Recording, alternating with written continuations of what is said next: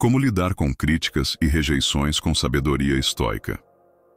E se eu te dissesse que as críticas e as rejeições que mais teme podem ser a chave para a sua liberdade?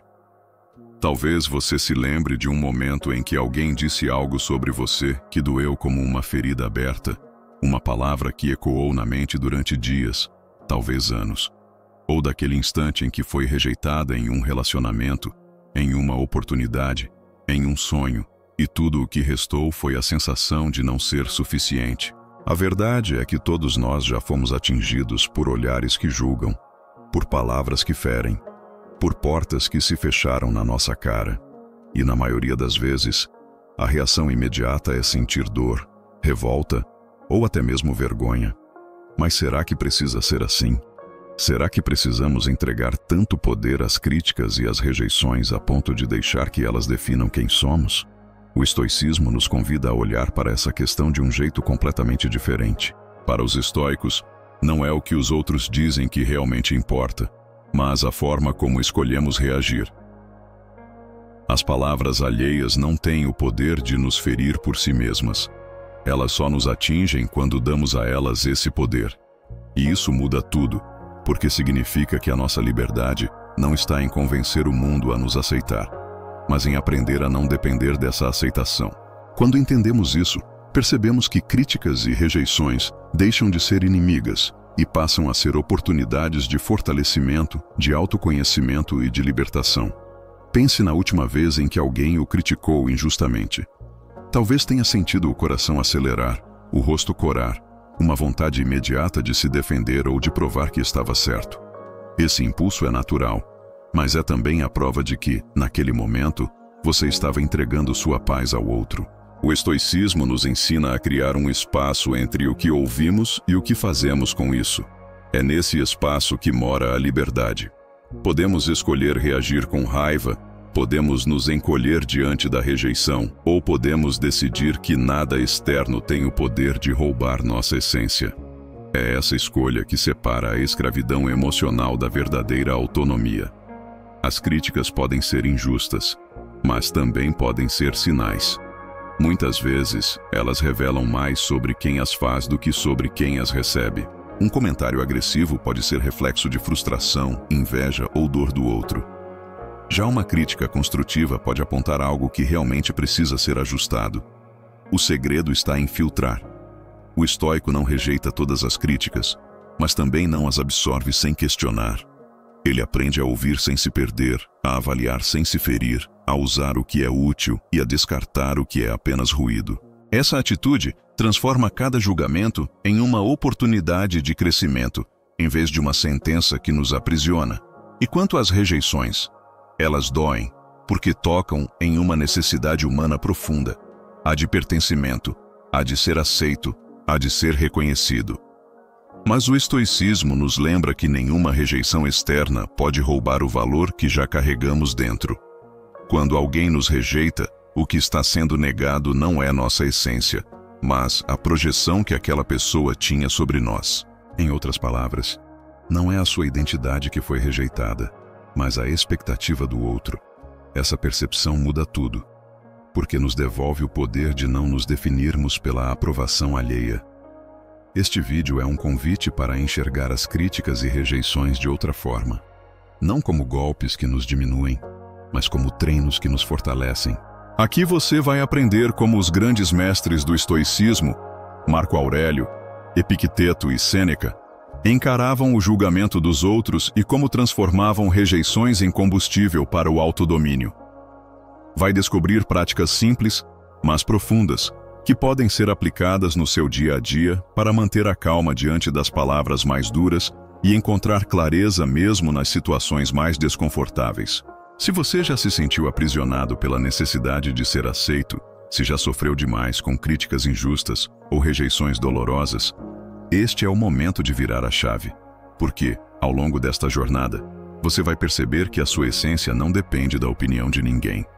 Vai compreender que o verdadeiro poder nasce quando deixamos de viver para agradar os outros e começamos a viver em coerência com nossos próprios valores. As críticas vão continuar existindo, as rejeições vão continuar acontecendo, mas você não será mais escrava delas. você aprenderá a usá-las como um espelho, não para refletir a visão distorcida dos outros, mas para enxergar com mais clareza quem realmente é. Então, se prepare, porque o que vem a seguir não é apenas filosofia. É um guia para transformar a dor das críticas em serenidade e a ferida da rejeição em força interior. Um guia para que você pare de lutar contra a opinião dos outros e finalmente descubra que a liberdade verdadeira começa dentro de você. Tópico 1. O problema invisível. Existe um inimigo silencioso que mina a confiança de muitas pessoas todos os dias. Ele não é visto, não é tocado, mas está presente em cada decisão adiada, em cada palavra não dita, em cada passo que deixamos de dar por medo da reação alheia. Esse inimigo é o peso invisível das críticas e das rejeições. Desde muito cedo aprendemos, de maneira quase imperceptível, a viver sob os olhos dos outros. Na escola, buscamos a aprovação dos colegas e professores. Em casa, tentamos corresponder às expectativas da família. Mais tarde, no trabalho e nos relacionamentos, nos esforçamos para não desapontar, para não ser alvo de julgamentos. E, sem perceber, vamos moldando nossa vida em função de olhares externos, carregando o fardo de sempre precisar ser aceitos. O problema é que viver em busca de aprovação é viver em constante prisão. Quando entregamos nosso valor à opinião alheia, cada crítica se transforma em uma sentença e cada rejeição em um veredito final. É como se, em vez de guiar nossa própria vida, estivéssemos sempre esperando que os outros nos dessem permissão para existir. Isso cria um ciclo destrutivo. Quanto mais buscamos aceitação, mais vulneráveis ficamos às críticas. Quanto mais tememos a rejeição, mais deixamos de viver de forma autêntica. E o mais cruel é que esse ciclo se alimenta em silêncio, corroendo a autoestima pouco a pouco, até que já não sabemos mais diferenciar quem realmente somos daquilo que esperávamos que os outros aprovassem. As críticas podem até ser construtivas, mas, para quem vive preso ao olhar externo, qualquer comentário negativo se torna um ataque pessoal. Uma palavra atravessada no ambiente de trabalho pode ecoar na mente por dias. Uma desaprovação em casa pode se transformar em uma ferida que nunca cicatriza. Uma rejeição em um relacionamento pode parecer a confirmação de que não somos dignos de amor. E, quando esses pensamentos se instalam, começamos a acreditar que nossa identidade depende do que os outros enxergam, esquecendo que nenhuma opinião externa pode capturar toda a verdade de quem somos. Esse é o problema invisível. Não são as críticas em si que nos destroem, mas o espaço que damos a elas dentro de nós. Não é a rejeição que nos paralisa, mas a interpretação que fazemos dela.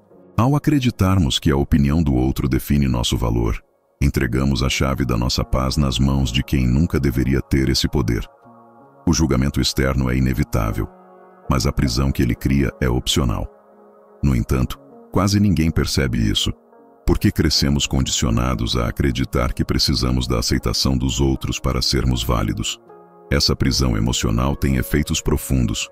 Ela nos torna inseguros, incapazes de arriscar, sempre reféns da aprovação. Ela nos impede de expressar nossa verdade, porque o medo do julgamento cala nossa voz antes mesmo de ela ser ouvida. E, acima de tudo, ela nos afasta daquilo que é mais essencial: a liberdade de viver de acordo com nossos valores, sem precisar de validação externa para nos sentirmos inteiros. Os estoicos enxergaram esse problema há séculos. Epicteto dizia que não é o que nos dizem que nos perturba, mas os julgamentos que fazemos sobre o que nos dizem. Isso significa que a crítica não tem poder algum até que nós mesmos a transformemos em uma ferida. A rejeição não tem peso até que a usemos como prova contra nós. O problema invisível não está lá fora, nos olhares ou nas palavras, mas dentro, na forma como damos a eles autoridade para decidir quem somos. Ao trazer essa verdade à consciência, algo poderoso acontece. Percebemos que não precisamos mais viver como reféns da opinião alheia. Podemos começar a nos libertar, reconhecendo que críticas e rejeições continuarão existindo, mas não precisam mais nos dominar. O problema invisível só é poderoso enquanto não o vemos. Quando o nomeamos, quando o encaramos, quando entendemos como ele atua, ele começa a perder força. A partir daí, podemos trilhar o caminho estoico de recuperar o controle, não do que os outros pensam, mas do que escolhemos sentir e fazer diante disso. Este é o primeiro passo para transformar a relação com as críticas e rejeições. Perceber que o verdadeiro inimigo nunca foi o outro, mas o espaço que demos dentro de nós, aquilo que o outro disse ou fez. E é exatamente nesse ponto que o estoicismo se torna um guia indispensável, porque ele nos ensina que, se não podemos controlar a língua alheia, podemos sempre controlar a nossa mente. E quando aprendemos isso, o problema invisível deixa de ser uma prisão e se transforma em oportunidade de liberdade. Tópico 2. O olhar estoico sobre críticas.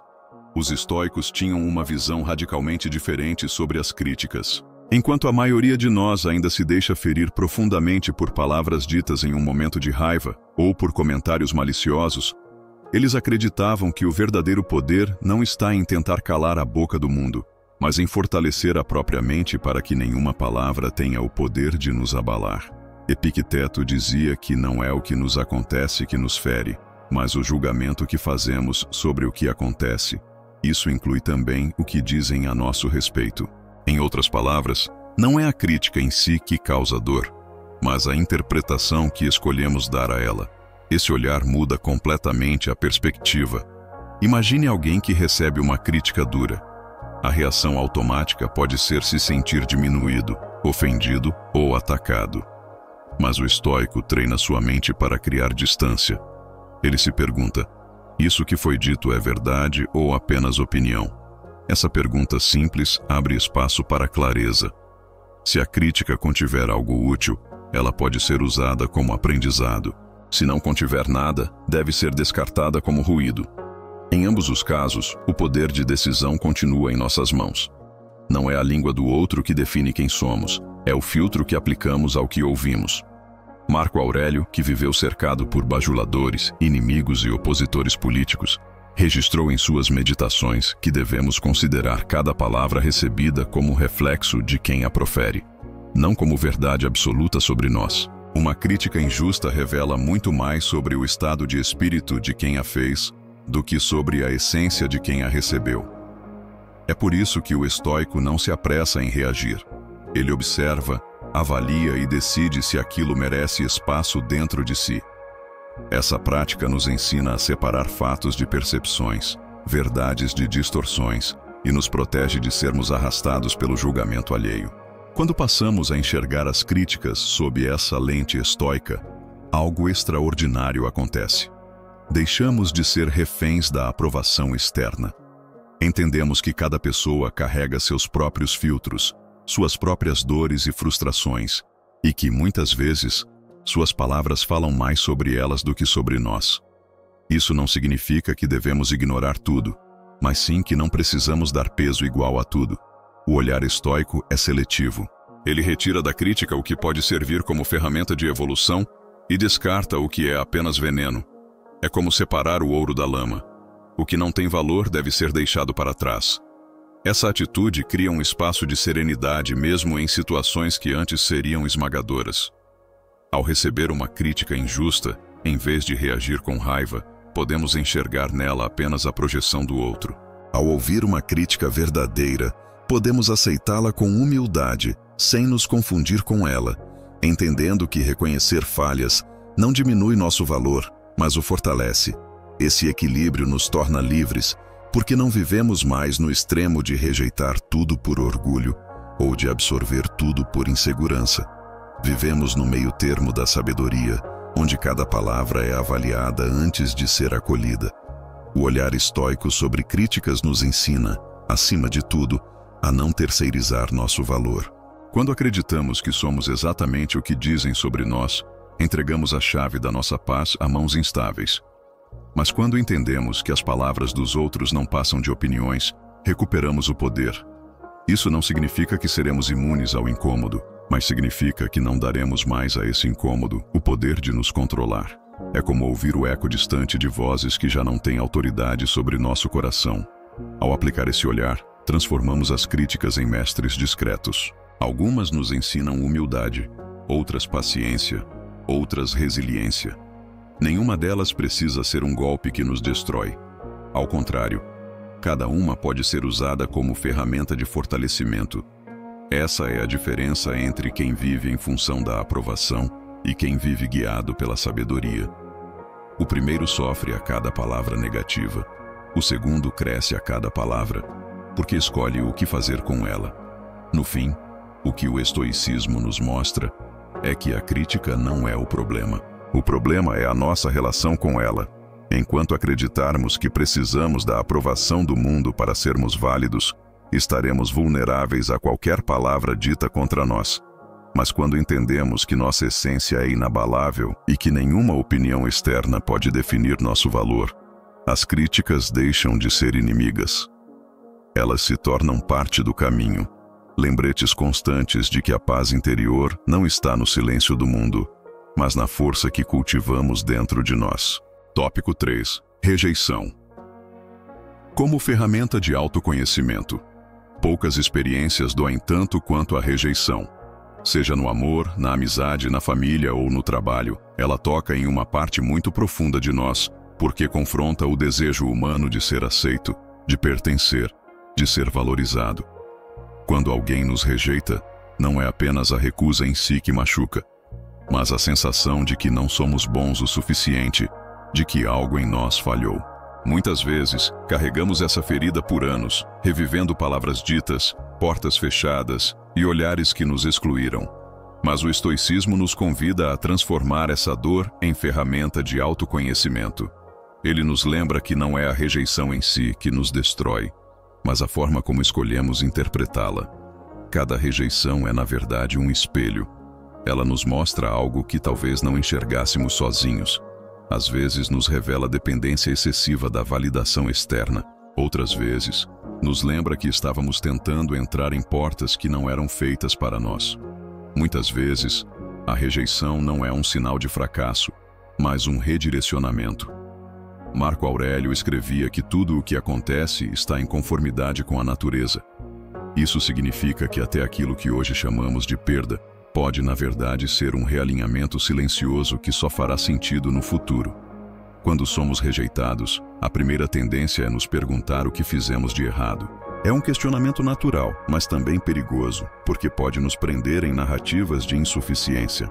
O estoicismo nos convida a inverter a pergunta. Em vez de "o que há de errado comigo?", a pergunta se torna "o que essa experiência está tentando me ensinar?". Essa mudança abre espaço para crescimento. A rejeição deixa de ser sentença e passa a ser aula. E como toda lição, ela pode doer, mas traz em si a oportunidade de nos tornar mais fortes e mais conscientes de quem somos. Sêneca dizia que quem não suporta as perdas jamais encontrará a verdadeira paz. Rejeições fazem parte desse aprendizado. Elas são lembretes de que não temos controle sobre as escolhas dos outros, mas temos controle sobre como respondemos a elas. Quando alguém nos rejeita, não está dizendo a verdade sobre quem somos, mas expressando os limites, preferências e percepções dessa pessoa. Em outras palavras, não é a nossa essência que foi recusada, mas a imagem que o outro tinha de nós. Essa distinção é fundamental, porque nos liberta da ideia de que a rejeição diminui nosso valor. O autoconhecimento nasce quando conseguimos olhar para a rejeição sem nos confundir com ela. Quando deixamos de perguntar, "por que não fui aceito?", e passamos a nos perguntar, "o que essa recusa revela sobre mim e sobre o caminho que estou tentando seguir?". Talvez ela mostre que estávamos insistindo em lugares que não refletem nossa verdade. Talvez ela nos convide a fortalecer áreas que ainda são frágeis. Talvez apenas nos lembre que não precisamos do reconhecimento externo para existir com dignidade. De qualquer forma, cada rejeição carrega informações preciosas sobre nós, se estivermos dispostos a ouvi-las. Os estoicos nos lembram que a rejeição também é um teste de autodomínio. Ela nos desafia a não reagir com desespero, a não implorar por aceitação, a não abandonar quem somos em troca de aprovação. Ela nos convida a permanecer firmes em nossa essência, mesmo quando não somos escolhidos. Esse exercício fortalece a alma, porque nos mostra que não precisamos do sim dos outros para continuar o caminho. Essa consciência cria uma independência emocional que nenhum olhar externo pode roubar. Há também um aspecto libertador na rejeição. Ela elimina ilusões. Muitas vezes, Insistimos em situações ou pessoas que não são para nós. Gastamos energia tentando ser aceitos em espaços que não nos acolhem. A rejeição corta esse laço de forma brusca, mas também nos abre para novos caminhos que não veríamos de outra forma. Ela nos obriga a reavaliar nossas escolhas, nossos desejos e nossos valores. E nesse processo, nos ajuda a nos aproximar daquilo que realmente faz sentido.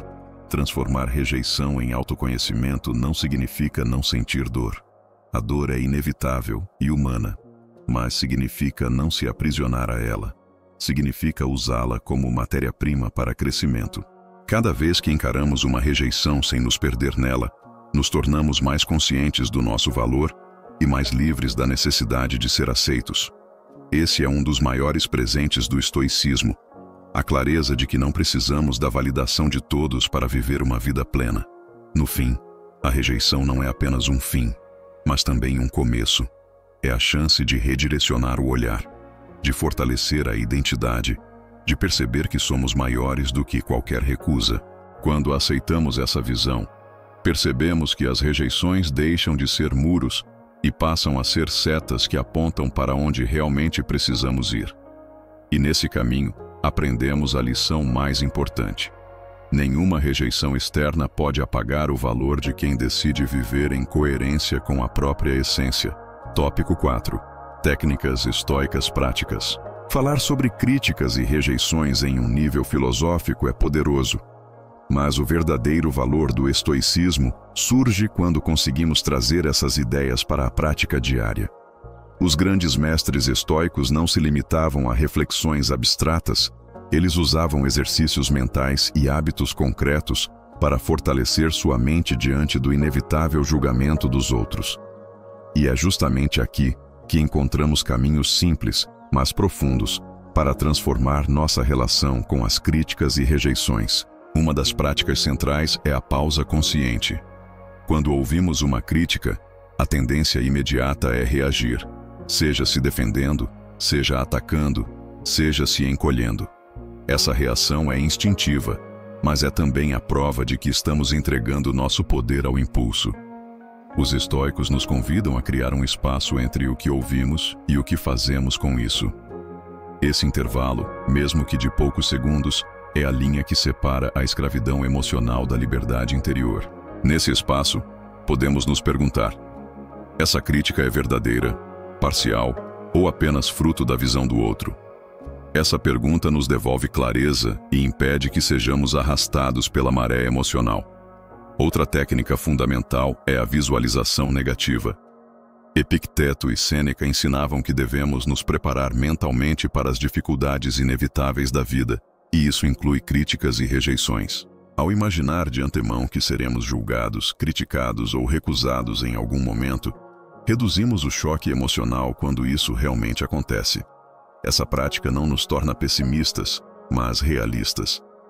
Quando estamos preparados para o pior, nenhuma palavra ou gesto negativo nos pega de surpresa, e nossa resposta se torna mais calma e equilibrada. Escrever também era um exercício essencial para os estoicos, especialmente para Marco Aurélio. Em suas meditações ele registrava críticas recebidas, emoções vividas e respostas que desejava cultivar. Esse hábito de escrever não era apenas um desabafo, mas uma forma de treinar a mente a organizar os pensamentos, a identificar padrões e a fortalecer intenções. Quando colocamos no papel aquilo que nos fere, a dor perde parte de sua força, porque já não está apenas em nossa mente, circulando de forma confusa. Ela se torna algo visível, que pode ser questionado e ressignificado. A prática do diálogo interno também é poderosa. Os estoicos acreditavam que grande parte da nossa dor não vem de fora, mas das narrativas que criamos dentro de nós. Quando alguém nos rejeita, podemos pensar: não sou suficiente. Ou podemos pensar: essa foi apenas a escolha do outro, não o reflexo do meu valor. Essa mudança de narrativa não acontece automaticamente, mas com treino.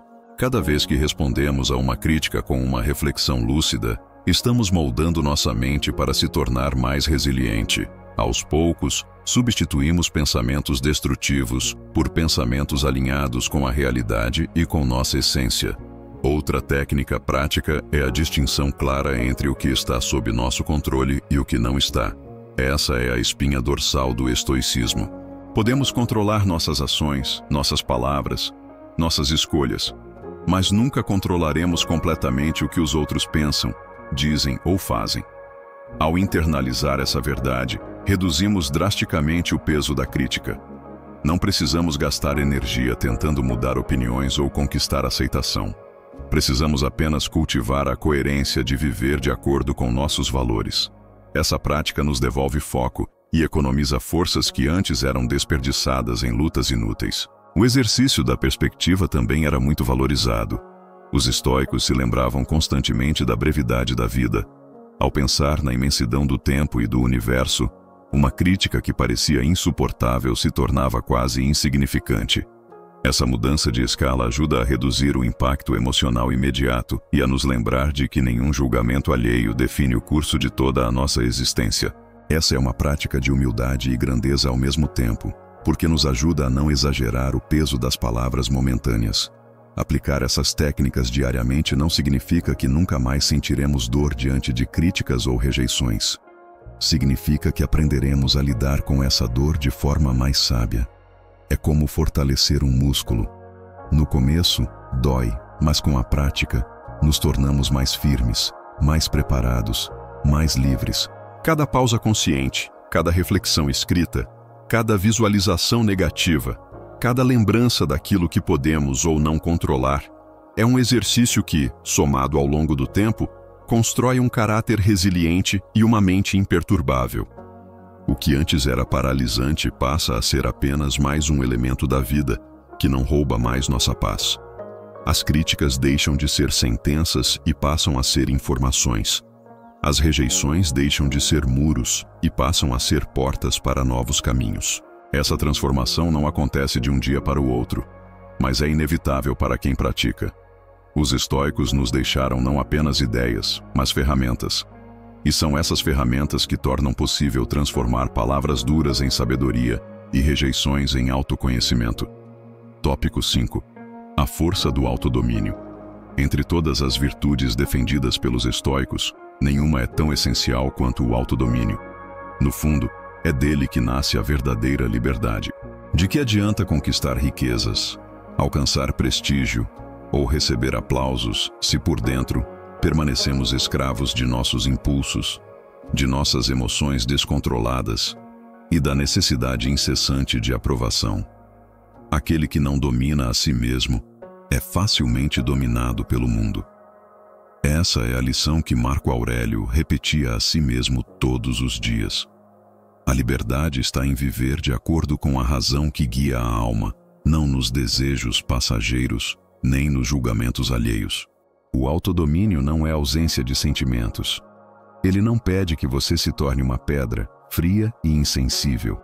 Pelo contrário, trata-se de reconhecer os próprios sentimentos e, ainda assim, não se deixar governar por eles. Quando alguém o critica injustamente, a raiva surge. Isso é humano.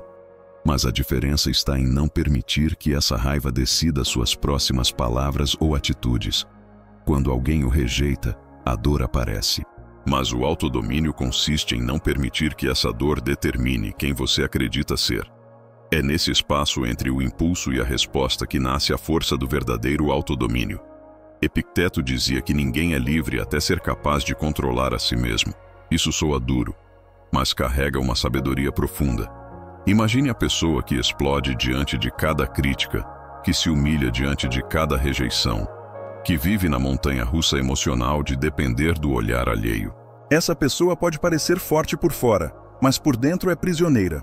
O autodomínio é o que liberta dessa prisão invisível. É ele que nos ensina a respirar fundo, a observar o pensamento que surge, a acolher a emoção sem se deixar engolir por ela. É um exercício diário, feito de pequenas vitórias internas que, somadas, criam uma vida mais estável e mais plena. Mas é importante entender que autodomínio não significa repressão.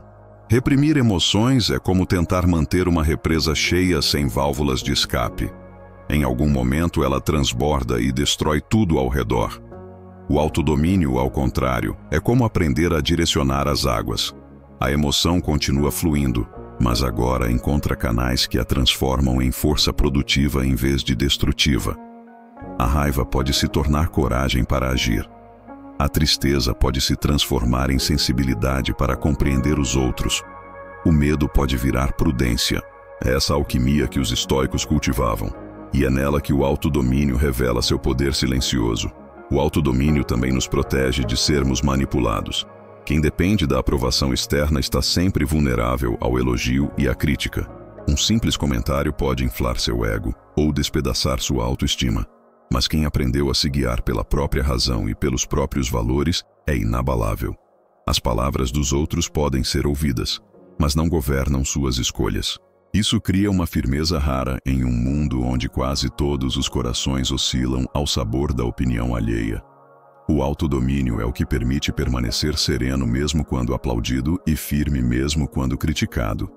Marco Aurélio, que enfrentava pressões políticas diárias, sabia que um império poderia ruir se ele fosse escravo de suas próprias emoções. Por isso escrevia constantemente lembretes a si mesmo para não se perder em orgulho, medo ou vaidade. Ele sabia que governar os outros só era possível porque primeiro governava a si mesmo. Esse é um princípio atemporal. Não podemos exercer liderança, não podemos amar de forma saudável, não podemos viver com autenticidade se não aprendermos antes a dominar a nós mesmos. O autodomínio não surge da noite para o dia. Ele é cultivado no silêncio das escolhas pequenas. É quando escolhemos não responder de imediato a uma provocação. É quando respiramos antes de reagir a uma crítica. É quando aceitamos que a rejeição dói, mas decidimos que ela não nos define. Cada ato como esse fortalece a musculatura da alma. Com o tempo, esses pequenos treinos se acumulam e constroem uma estabilidade interior que nenhum caos externo pode destruir. No fundo, essa é a maior vitória que o estoicismo oferece. A vitória sobre nós mesmos. Porque se não vencermos essa batalha, todas as outras conquistas se tornam frágeis. A força do autodomínio nos devolve a liberdade de escolher, de viver com consciência, de permanecer alinhados ao que acreditamos, independentemente do que acontece ao redor. E quando descobrimos isso, entendemos que nada fora de nós tem poder absoluto. A crítica não pode nos abalar sem nosso consentimento. A rejeição não pode nos reduzir sem nossa permissão. A vida pode ser dura, mas a mente disciplinada permanece firme. No fim, o autodomínio é a arte de ser dono da própria vida. Não se trata de controlar o mundo, mas de se tornar incontrolável diante das forças externas. É a conquista mais silenciosa, mas também a mais poderosa, porque aquele que domina a si mesmo já venceu a batalha mais difícil de todas. Tópico 6. O peso do julgamento silencioso. Nem sempre são as palavras ditas em voz alta que nos ferem com mais intensidade. Muitas vezes, o que nos paralisa é o silêncio carregado de julgamento. Um olhar atravessado, uma expressão de desaprovação, uma ausência de reconhecimento em momentos que esperávamos aplausos. É esse julgamento não declarado que paira no ar, que tantas vezes nos aprisiona mais do que as críticas abertas. O silêncio do outro se transforma em uma voz ensurdecedora dentro da nossa mente, e acabamos criando histórias sobre o que pensam de nós, histórias que raramente correspondem à verdade. É nesse terreno invisível que a insegurança cresce, alimentada não pelo que foi dito, mas pelo que acreditamos que o outro pensa. O estoicismo nos ensina que boa parte do sofrimento humano nasce justamente desse hábito de interpretar gestos, expressões e silêncios como confirmações de nossa insuficiência. Se alguém não nos elogia, supomos que nos desaprova. Se alguém nos olha com estranhamento, concluímos que nos rejeita. A mente, ansiosa por sentido, cria narrativas onde não há fatos. Epicteto alertava que não são os acontecimentos que nos perturbam, mas os julgamentos que fazemos sobre eles. O mesmo se aplica aqui. Não é o olhar silencioso do outro que nos fere, mas a história que contamos a nós mesmos sobre esse olhar. Quando vivemos assim, entregamos nossa paz ao imaginário. Passamos a agir com base em hipóteses, moldando comportamentos para evitar rejeições que talvez nem existam. Deixamos de ser autênticos para nos adaptar ao que achamos que o outro espera. E nesse processo, nos afastamos cada vez mais de quem realmente somos. O julgamento silencioso se torna uma prisão porque nos faz viver em função do que não sabemos, e não em função da nossa verdade. O olhar estoico diante desse peso invisível é de lucidez. Ele nos lembra que não temos acesso à mente dos outros e que qualquer interpretação é apenas isso. Interpretação. O que alguém pensa em silêncio pode estar ligado a preocupações pessoais, a inseguranças próprias ou até a nada em especial. O erro está em acreditar que todo gesto ou ausência de palavra é um veredito sobre quem somos. Essa clareza nos devolve liberdade, porque nos mostra que não precisamos reagir ao que não foi dito, nem carregar fardos que não nos pertencem. Marco Aurélio escrevia para si mesmo que não devemos ser escravos nem do elogio, nem da crítica, porque ambos são apenas ecos da opinião alheia.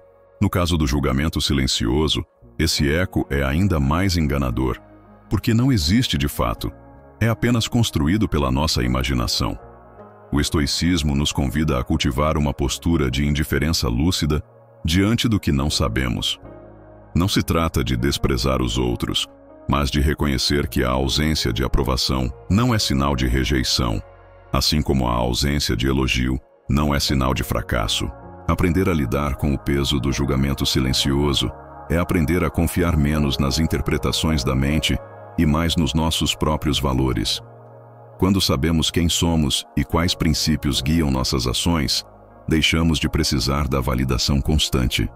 O silêncio do outro já não nos inquieta, porque nossa voz interior se torna mais alta e mais clara. Essa mudança de foco nos liberta de um dos medos mais paralisantes, o de viver para agradar expectativas invisíveis. É claro que esse processo não elimina a sensibilidade. Continuaremos percebendo olhares e silêncios, mas com o tempo aprendemos a não transformá-los em verdades absolutas. Reconhecemos a possibilidade de que não dizem respeito a nós. E mesmo que digam, ainda assim não definem nosso valor. Essa consciência cria uma leveza rara, porque nos permite existir sem estar constantemente calculando se estamos agradando ou decepcionando. No fundo, o julgamento silencioso tem tanto poder quanto decidimos dar a ele. Ele se alimenta da nossa necessidade de aprovação e se enfraquece quando cultivamos autodomínio. O estoicismo nos ensina a viver guiados por nossos princípios, não pelos pensamentos que imaginamos que os outros têm. Essa é a verdadeira libertação. Perceber que o silêncio do mundo não precisa se transformar em barulho dentro de nós. Quando entendemos isso, o peso do julgamento silencioso perde a força. Continuará existindo porque nunca controlaremos olhares e gestos, mas não será mais uma prisão. Ele se tornará apenas um detalhe no cenário da vida, incapaz de ditar quem somos ou o que merecemos. E é nesse estado de clareza que finalmente descobrimos que a paz interior não depende do que é dito ou não dito lá fora, mas da firmeza que cultivamos dentro de nós. Tópico 7. Quando a crítica se torna mestre. A maioria das pessoas teme a crítica como se fosse um golpe contra sua identidade, mas o olhar estoico nos convida a transformar esse golpe em ferramenta. Nem toda crítica é veneno. Muitas vezes, ela é uma forma de revelação. É verdade que existem palavras ditas com malícia, destinadas apenas a ferir, mas há também críticas que contêm sementes de verdade, sementes que podem nos ajudar a crescer, se tivermos a coragem de reconhecê-las. O estoicismo não nos ensina a rejeitar automaticamente toda palavra contrária, mas a examinar cada uma delas com calma, como quem avalia uma pedra preciosa em meio à areia. Marco Aurélio escrevia para si mesmo que, se alguém nos aponta um erro e está certo, devemos agradecer, porque essa pessoa nos ajudou a melhorar. Esse é um exercício de humildade profunda, porque exige que deixemos o orgulho de lado para enxergar a oportunidade escondida na crítica. Mas é também um exercício de força, porque não é fácil ouvir sobre nossas falhas, sem sentir o impulso de nos defender. Transformar a crítica em mestra é aprender a suspender esse impulso defensivo e olhar para dentro com honestidade. Quando praticamos esse olhar, Percebemos que as críticas construtivas não diminuem nosso valor, mas lapidam nossa forma de viver. É como o trabalho do escultor diante de uma pedra bruta. Cada golpe, por mais duro que pareça, vai revelando uma forma mais refinada, mais bela e mais próxima da essência. Assim também funciona a crítica quando acolhida com sabedoria. Ela não é uma sentença sobre quem somos, mas um instrumento que pode nos tornar mais conscientes e mais preparados para a vida. No entanto, é preciso discernimento. Nem toda crítica merece espaço em nossa alma. Algumas são apenas projeções da dor ou da inveja de quem as profere. A chave estoica está em usar a razão como filtro. Quando ouvimos algo negativo, devemos nos perguntar: há verdade aqui que pode me ajudar a evoluir? Se sim, aproveitamos como aprendizado. Se não, deixamos passar, sem carregar peso desnecessário. Essa prática evita tanto a arrogância de rejeitar tudo quanto a insegurança de absorver tudo. É o equilíbrio que transforma a crítica em mestra, sem permitir que ela se torne carcereira. A crítica também nos ensina sobre nós mesmos em outro nível. Ela revela nossas próprias fragilidades emocionais. Quando uma palavra nos abala profundamente, talvez não seja porque ela era tão cruel, mas porque tocou em uma ferida que já estava aberta dentro de nós. Nesse sentido, a crítica funciona como um espelho que mostra onde ainda precisamos trabalhar. Ao invés de odiá-la, podemos agradecer pelo alerta.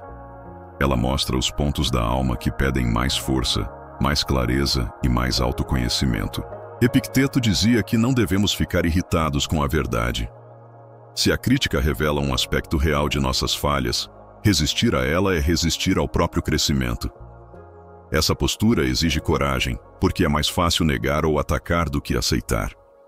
Mas quando escolhemos a coragem, cada crítica verdadeira se transforma em uma oportunidade de lapidar nosso caráter. E com o tempo, desenvolvemos uma humildade poderosa. A de entender que ser criticado não é ser menos digno, é apenas ser humano, em processo constante de aperfeiçoamento.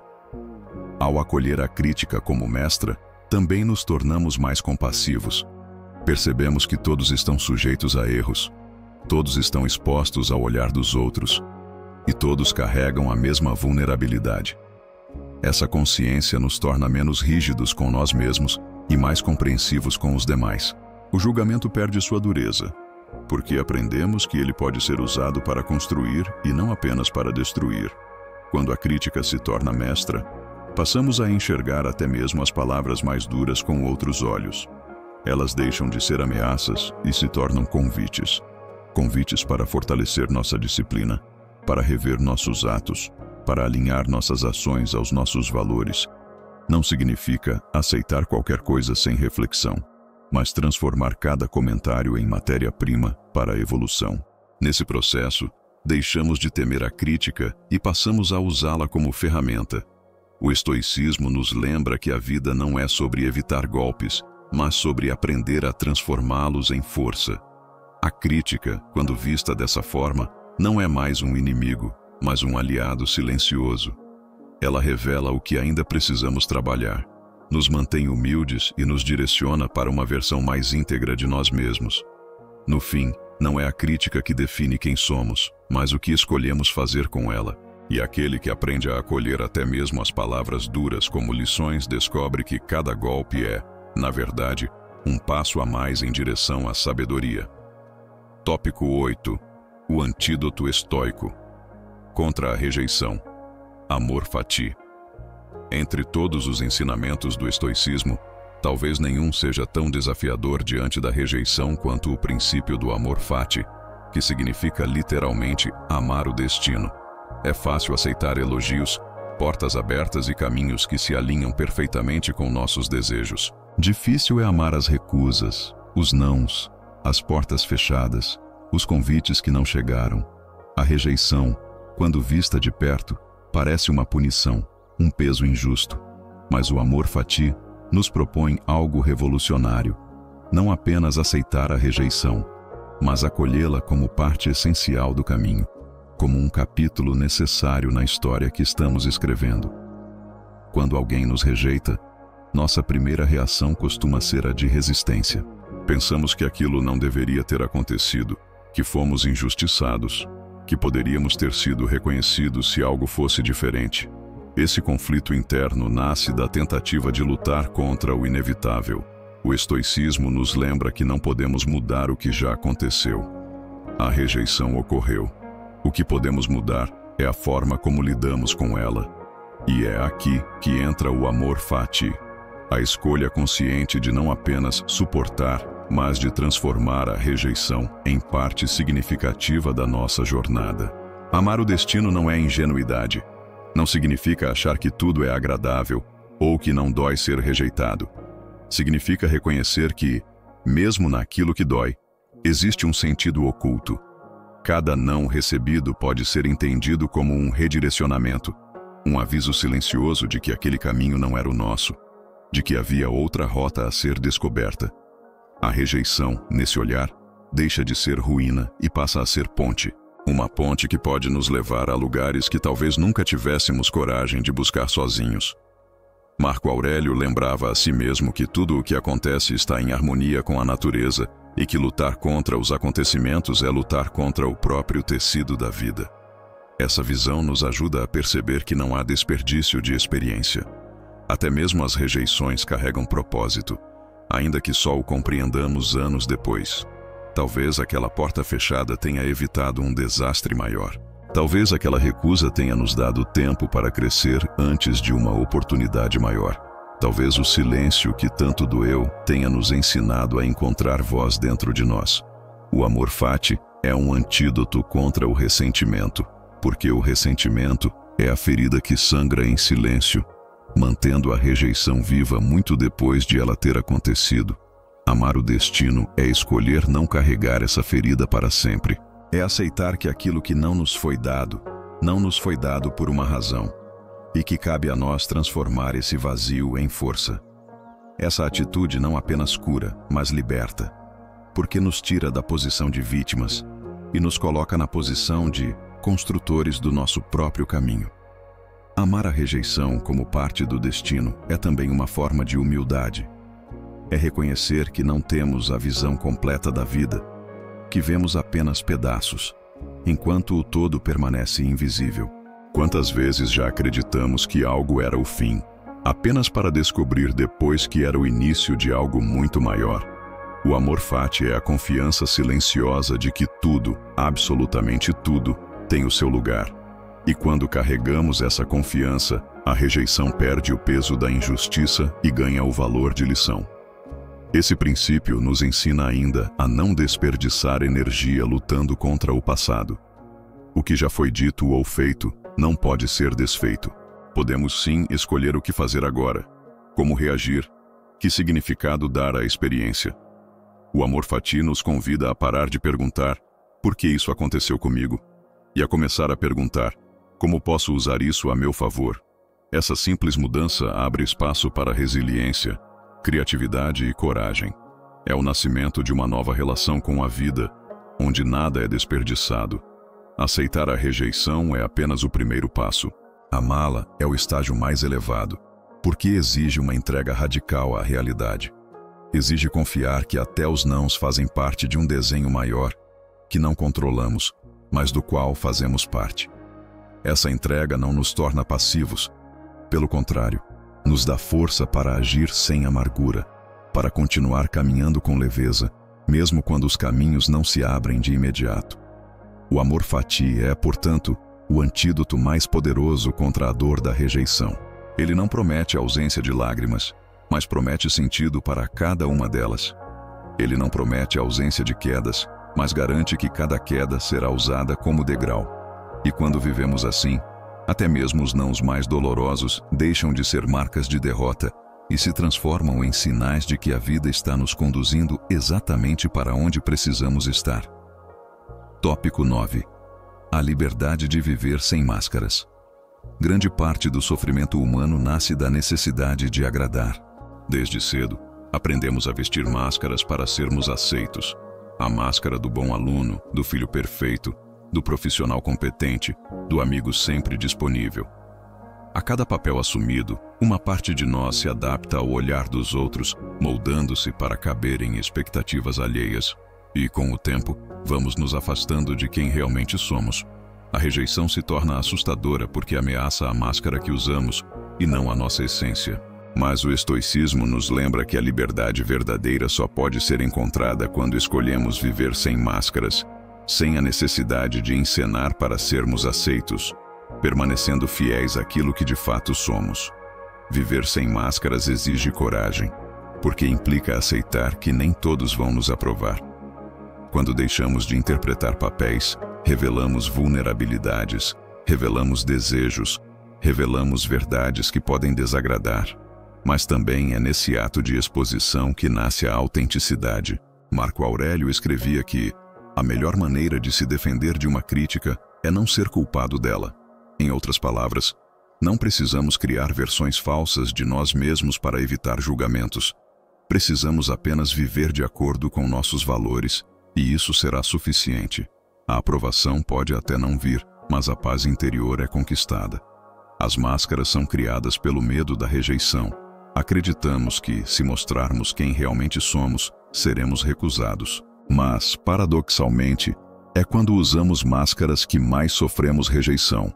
Porque mesmo quando aceitos, sabemos no fundo que não fomos aceitos de verdade, e sim pela personagem que encenamos. Essa aceitação nunca satisfaz, porque não se conecta à nossa essência. É uma aceitação vazia, que perpetua o ciclo de insatisfação e medo. O estoicismo nos ensina que a única aprovação que realmente importa é a que vem de dentro, a coerência entre aquilo que pensamos, sentimos e fazemos. Ao retirar as máscaras, experimentamos uma liberdade rara, a liberdade de falar sem medo, de agir sem cálculos, de viver sem precisar constantemente medir reações. Essa liberdade não significa ausência de críticas ou rejeições, mas significa que elas já não nos atingem da mesma forma. Quando somos autênticos, a crítica não destrói, porque não há máscara a ser quebrada. Quando vivemos em verdade, a rejeição não nos anula, porque sabemos que não precisamos caber em todos os lugares, nem sermos aceitos por todos. Esse é um dos maiores ensinamentos estoicos. Não há nada mais valioso do que viver em alinhamento com a própria essência. Viver sem máscaras também é um ato de compaixão consigo mesmo. Significa permitir-se ser humano, com falhas e imperfeições, sem se esconder atrás de uma fachada inatingível. O estoicismo não exige perfeição, mas consistência. Ele nos convida a buscar integridade e não aparência.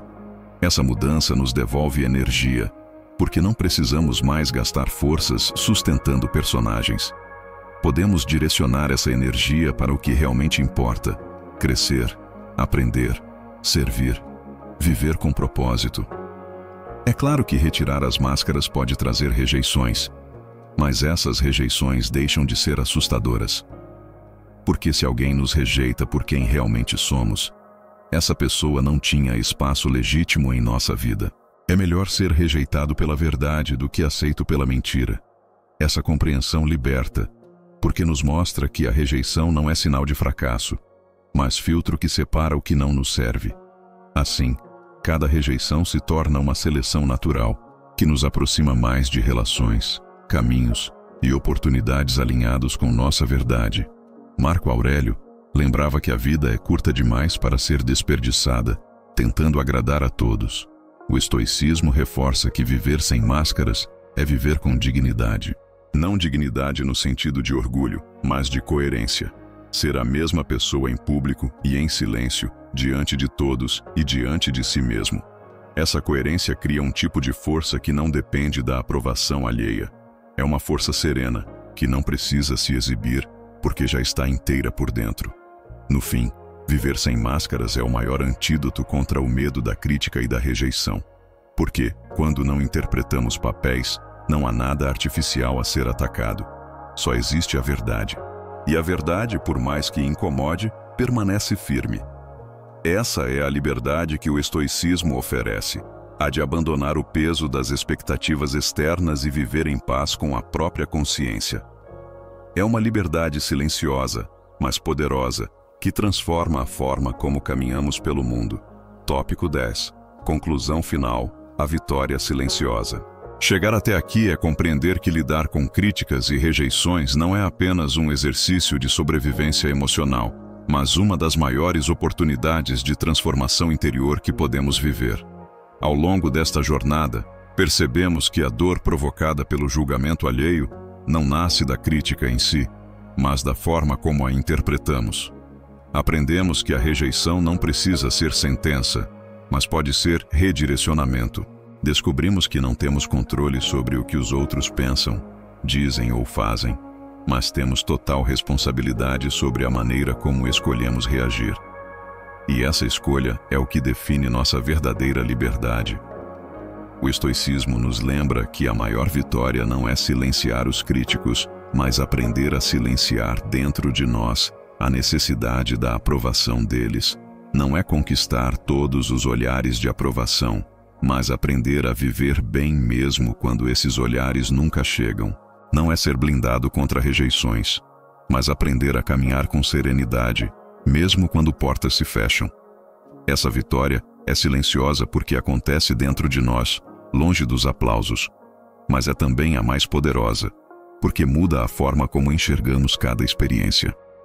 Ao integrar os princípios estoicos, descobrimos que a crítica pode ser mestre, que a rejeição pode ser guia e que até mesmo o silêncio carregado de julgamento pode se tornar irrelevante diante da força de uma mente disciplinada. Entendemos que a paz não está no mundo que nos cerca, mas na clareza que cultivamos dentro de nós. Essa é a essência da filosofia que atravessou séculos e continua atual. A vida sempre terá nãos, sempre terá olhares duros, sempre terá palavras injustas. Mas nada disso precisa roubar nossa dignidade, porque nossa essência não está nas mãos dos outros. Essa vitória não é marcada por grandes gestos externos, mas por pequenas conquistas internas. O momento em que decidimos não reagir à ofensa, o instante em que escolhemos não carregar o peso de uma rejeição, a coragem de permanecer autênticos, mesmo quando o preço é não ser aceito. Esses momentos silenciosos constroem uma fortaleza invisível, uma serenidade que não pode ser comprada nem destruída por críticas. É essa fortaleza que permite atravessar a vida sem se perder nos julgamentos, vivendo com autenticidade, coerência e propósito. No fundo, a vitória silenciosa não é sobre vencer os outros, mas sobre vencer a si mesmo. É sobre dominar a própria mente a ponto de não ser mais arrastado por impulsos de raiva, medo ou desespero. É sobre cultivar tamanha clareza interior que a voz da consciência se torna mais forte do que qualquer voz externa. É sobre viver em tal alinhamento com os próprios valores que nenhuma crítica injusta, nenhuma rejeição inesperada, nenhum silêncio pesado pode nos afastar do caminho que escolhemos. Essa é a liberdade que o estoicismo oferece. A liberdade de ser inteiro, mesmo em meio à desaprovação.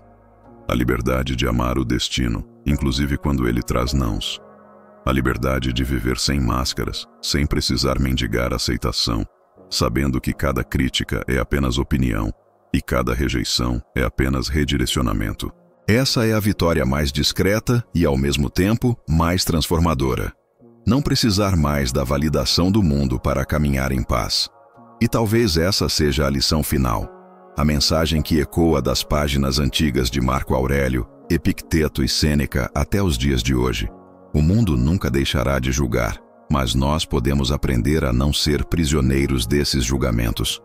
Não podemos controlar as línguas que falam, os olhares que pesam, os nãos que recebemos. Mas podemos sim controlar a firmeza com que permanecemos de pé diante de tudo isso. E essa firmeza não é arrogância, mas serenidade. Não é orgulho, mas liberdade. Não é isolamento, mas autenticidade.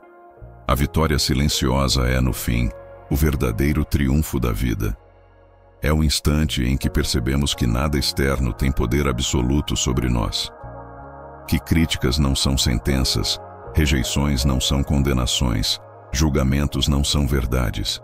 É quando descobrimos que, mesmo sem aplausos, mesmo sem aprovação, ainda podemos viver plenamente, porque carregamos dentro de nós a maior aprovação de todas, a de estarmos alinhados à nossa própria essência. Essa é a vitória que ninguém pode roubar.